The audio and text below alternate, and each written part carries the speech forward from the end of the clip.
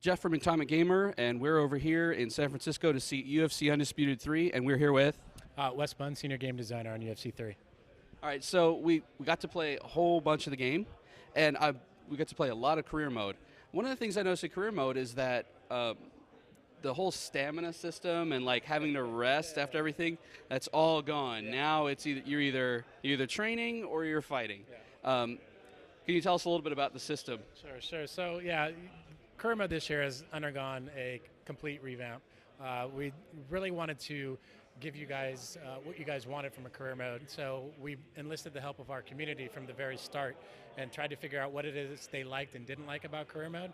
And one of the things that they didn't like was the management. There's too much management and not enough fighting. You just had 8 to 10 weeks to prepare for your fight. And you go into your fight and it's a minute long, and then you're back to 8 to 10 weeks of training, which may be true to life in real life.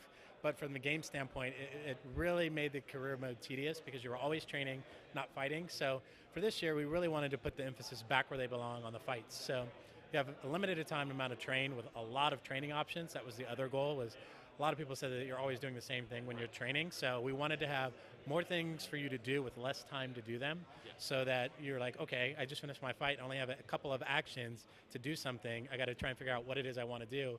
Oh, I did those two. For the next fight, I want to try and do these things. So we think that the flow is a lot better this year for career mode. You're not worrying about resting and managing your stamina and stats decaying, because all that is gone. All of your stat increases are done automatically this year. So there's less management on. There's less management. There's not to say that we've dumbed it down and that there's not peaks and valleys that you got to try and manage, but it's all automated this year, so it's a lot easier. So you said there's no decay. I mean, I noticed that, and you said also that it's automatic. It's not totally automatic. I mean, you're still choosing what to do. Yeah. You're still choosing where to gain, right. And I guess now when you do training, you gain stats and fighter skills simultaneously, right? Yeah, so that's exactly right. There is still some maintenance that needs to happen. You need to pick and choose what it is you're going to train. If I'm going to work on my stand-ups, for example, for my next fight, my grappling is going to suffer. So that happens. That's what happens in the game. Some things will go up while others go down. So that's the balancing act that you need to do. But that's all automated through the training games that you do. Based on how well you do, you get various point increases. All right, cool. And so in the career mode, now we have the ability to take roster fighters into the career mode. Can you tell us a little bit about that? Sure, yeah. That's something that we've wanted to do as well, is allow you to play with your favorite fighter through career mode and play him how you want to play him. If you want to make Brock Lesnar have a flying head kick, you can. If you want to have him drop down to light heavyweight, you can. It's up to you. Players can play with their favorite fighter however they want in career mode, and it's something I think people have been asking for, and we finally got it in. Now there's Pride mode. It's not just about the presentation, it's about the rules. And you can do Pride mode in the career as well, right? Yeah, as you're playing through your career, we've made some changes to the way that the structure works. So basically you start out in the WFA this year. As you're working your way up through the WFA, you can actually get a title shot in the WFA, win the title, and defend it. No longer are you kicked and pushed into the UFC. It's up to you when you want to go. So there's an interesting dynamic there with that alone. When you win the title in the WFA, you can choose to defend it and raise your stake, and that'll boost your starting position in the UFC. At the same time, if you lose, then you're going to have to work your way back up and get another UFC offer. So that whole WFA organization is a complete rework. Once you get out of the WFA and into the UFC, then you have the opportunity to go over and fight in a Pride tournament and come back to the UFC. Pride is basically the one-off tournaments. It's not its own organization, because we wanted the emphasis still to be on UFC. But you can go and fight in a Pride tournament, win a Pride Grand Prix tournament belt, and defend it the next year. So that's still in there. I noticed that the Pride mode, it's got its own camera views with the referee cam, and the lighting is entirely different. How much work was into that? A lot of work went into that. Our art director, Brian Chambers, and his team of artists wanted to make the game look different. One of the complaints that we had from 2009 to 2010 is that, hey, it looks the same. Well, when you get down to it, it's two guys fighting in an octagon, so it's kind of hard to make it look a little bit different. But we did that with not only Pride, but with the UFC. So when you get into the UFC, you'll see that the camera is shifted down instead of this overhead camera. So we wanted to bring it more from broadcast to cage side. So your cage side watching the fight. The lighting is a little bit different in the UFC as well. But specifically to Pride, you're going to get more of a hot white look, especially with the mat and the way that the light's reflected in there. It definitely looks different when you see it. Now there's a move this year towards maybe a fighting game legitimacy kind of thing. Can you tell us a little bit about some of those efforts? Yeah, we wanted to have this game appeal to everyone, not just the UFC fan. We wanted it to appeal to the fighting game fan too. So to do that, we had to figure out, what is it that appeals to the fighting game fans, and one of the things that we realized is that while the default setting has the flash knockouts and the doctor stoppages and the random elements, some of the random elements, it's not very good for a competitive fighting game when you get knocked out by a flash knockout. Yeah. So we introduced a new setting called competition setting. So that removes flash knockouts, doctor stoppages, all the random elements are gone with that setting on.